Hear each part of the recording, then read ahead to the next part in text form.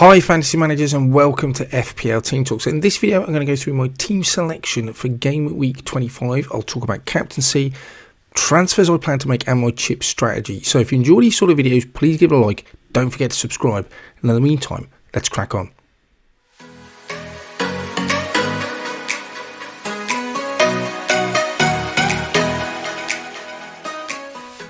So a quick recap of how I got on in Game Week 24, just to put a context around my transfer and chip strategy. I ended up with 88 points, which I was really pleased about.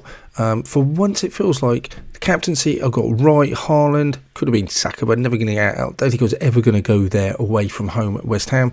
But Haaland really came through for me, so that was great. So he did for a lot of other people. Salah returned, which was nice. Palmer was a real bonus, and Gabriel was great. One thing I suppose I got a little bit lucky with, and you just have to just run, I suppose, just roll with it a little bit. Sometimes you get unlucky, and there is an element of luck in this game, of course. Was going to go Kyle Walker in my Man City transfer. In the end, went Ake because Walker didn't play, and he picks up an assist and also gets bonus points. So that was really fortunate. The fact that Gvardiol's now injured makes him even more secure in that support. Not that anyone is ever 100% nailed in that Man City side, but that's really good news as well. So I think I've got a little bit of fortune with that. Foden was my other transfer to come in. He didn't really do anything for me, but you know what? He's in there, and I'm happy to have him. Saka was unbelievable, and Gabriel got the return as well. So all in all, about 7 green arrows out of the last 8 weeks, something like that. 5.9 million in the bank. Got a free transfer. And I'm up to 112k, so that's great news. I'm happy about my rank and where I am right now. I've still got free hit, which we'll talk about in a minute, and I've also got a wild card in the back pocket. So things are looking pretty good and going in the right direction. So long may it continue. Now let's have a look at my strategy moving forward. So this is how my side lines up for then Game Week 25, and it doesn't look too bad. I've got a distinct lack of double week game players though. I've got Ake, Foden, Haaland, who I think should be in prime position to play both games, but you just would never know with Pep. But a lot of the players I am missing, so I am free hitting. This is my free hit side coming out the other end, and this is crucial because not only am I bringing in quite a few decent players for free hitting and taking advantage of those double game weeks, but it's what Game Week 26 allows me to do. It pretty much with Taylor back in full training now, Cash getting his place back mainly through injuries, I'm in a pretty decent position at the end of Game Week 26.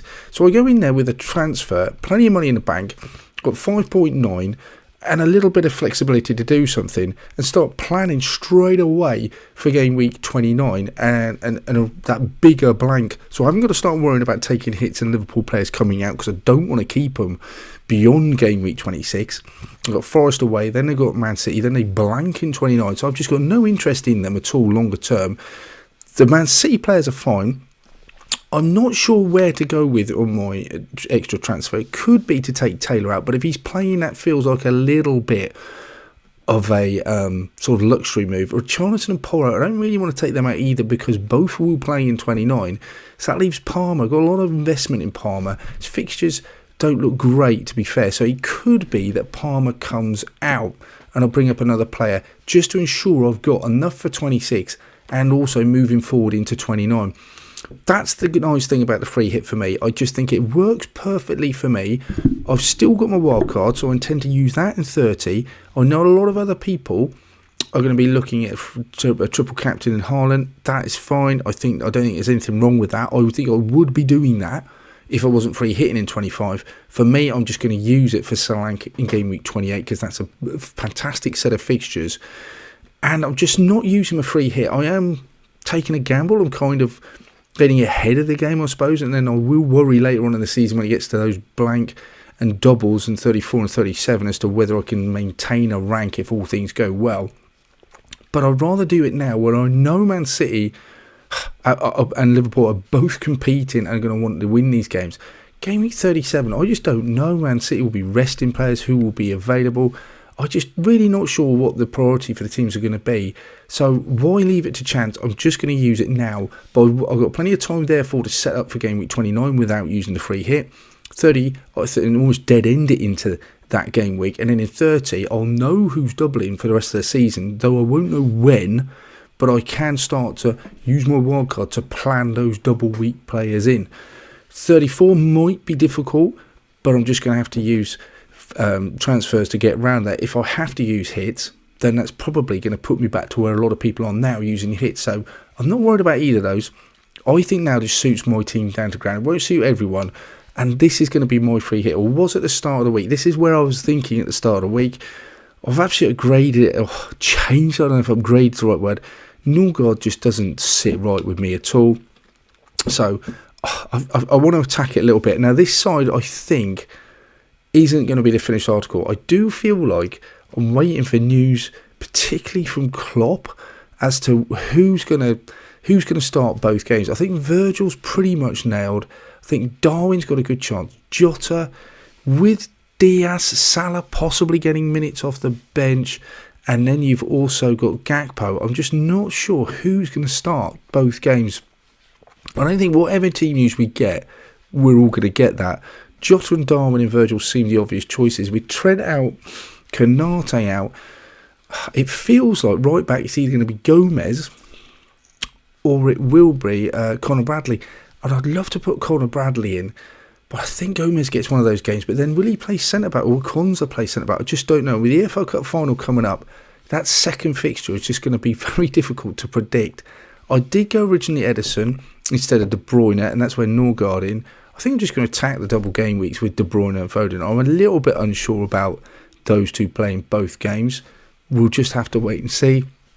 Hopefully De Bruyne is back into that sort of place he was before, where Pep used to talk about match rhythm and he just plays every week. Let's hope so. But with those on the pitch, it definitely is going to improve Haaland's chances. I am captaining him. Might end up being one of those situations where actually every point Haaland gets, even though he's my captain, because he'd be so heavily owned triple captain people, he might end up losing me points. Tony has to come in. That's a bit of a non-negotiable. And then I've got Reguilon, I think he's the most attacking Brentford player. Flecken, points for saves, I'm hoping. And Doherty, I think out of all the defenders outside of Man City and Liverpool, I just think he's got the most chance of keeping a clean sheet against Man United. I don't think it's very likely, but I could do that. I could go Trippier at home to Newcastle. That's the other interesting choice. Or even a Zinchenko or Saka in midfield. So I could get an Ake instead of Doherty and play Saka in midfield. But it's meant to be fun. I just love having all these two games for all of these players. A lot of them are going to be playing against each other, of course, with Brentford and Luton. But you know what? It should be a really enjoyable trip to play.